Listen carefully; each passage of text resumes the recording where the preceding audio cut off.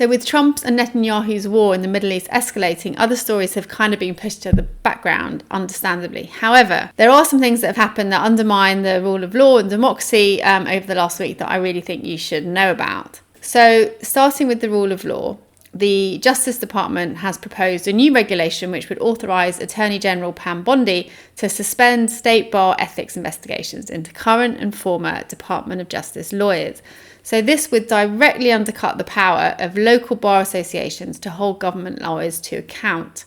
This comes as ex-prosecutors say that the Department of Justice has increasingly become Trump's political wing, with criminal investigations of perceived economic and political enemies and an FBI raid of a Georgia election office trying to find evidence for Trump's debunked claim that the 2020 election was rigged.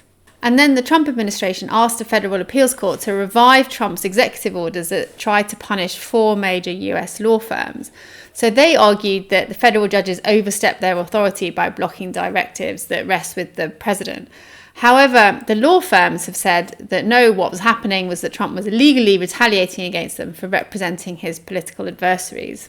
And then alongside this, a Reuters analysis has laid out how Trump's administration has launched a much more systematic effort in the US Supreme Court to diminish the power of the federal judiciary. The administration in the past year has gone to the Supreme Court dozens of times with emergency requests to basically push through policies that lower court judges have kind of questioned or asked for a halt on. So although the administration includes lots of legal arguments in its filings, the really worrying bit is how often it has used these emergency requests to basically put into question the very authority of lower court judges to say anything about Trump's policies. Last week, Inspector General Joseph Kufari sent a letter to Congress where he basically accused the Department of Homeland Security of having systematically obstructed his work across 11 different investigations, including a criminal investigation. So the then and now former Homeland Security Secretary Kristi Noem denied this, even as she attacked the Inspector General for wanting unfettered access to every single thing in the department. The fact that the Department of Homeland Security is flouting the rule of law was in evidence last week as ICE arrested a journalist in Nashville without an arrest warrant. She works at the local news outlet Nashville Noticias and frequently reports critically about ICE. And then thinking kind of more broadly about undermining democracy, these actions are more kind of a host of individual things that all kind of chip away at the basis of democracy. So first, moving to Texas, where there are 2 Republicans challenging each other for the primary to be nominated as the Texas Senate candidate. And Trump basically said that he wants whoever he doesn't endorse to drop out of the race, even though he hasn't decided who that is yet. But what that would do is basically deny Texans their chance to pick the representative that they want for the Senate.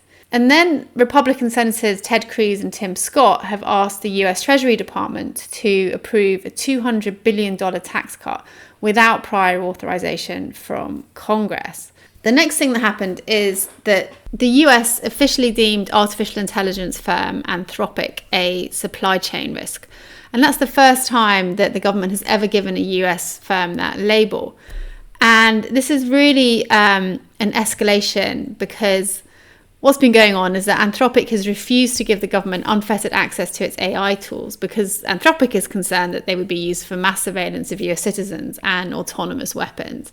And I think, all Americans should be worried about the potential for the US state to massively increase its surveillance of their lives. And then finally, President Trump says he won't sign any bills into law until the SAVE Act is passed. So the SAVE Act is basically a law that's currently going through Congress that would restrict voting by requiring much more stringent voter ID for registration and also restricting mail-in ballots at the next election, so the midterms basically. So that's all I wanted to cover this week. Again, all actions are on TrumpActionTracker.info, and I will see you next week.